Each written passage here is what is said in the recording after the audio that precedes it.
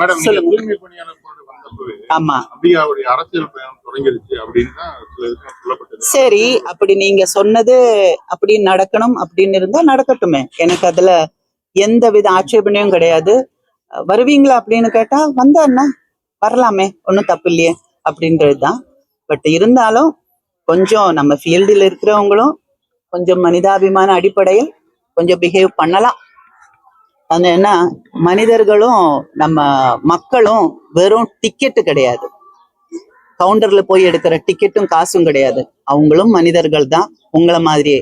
உங்களுக்கு அடிப்பட்டா எப்படி வலிக்குமோ அதே வலி அவங்களுக்கு இருக்கு. அவங்க வலி நீங்களும் கொஞ்சம் ஃபீல் பண்ணிக்கோங்க.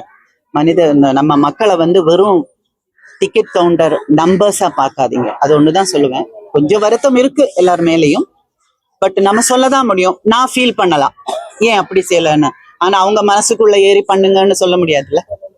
சோ அது அவங்க இதை பொறுத்து. எப்போ மேடம் அரசியலுக்கு எந்த கட்சியில போறீங்க? ஏன்னா நீங்க உங்க உங்க இதுல இருந்தே தெரியுது விரைவில் அரசியல்னு. அப்படியா? சரி, நீங்க சொன்னது அந்த வாக்கு அப்படியே கோல்டா மாறிடும். என்ன முயற்சி?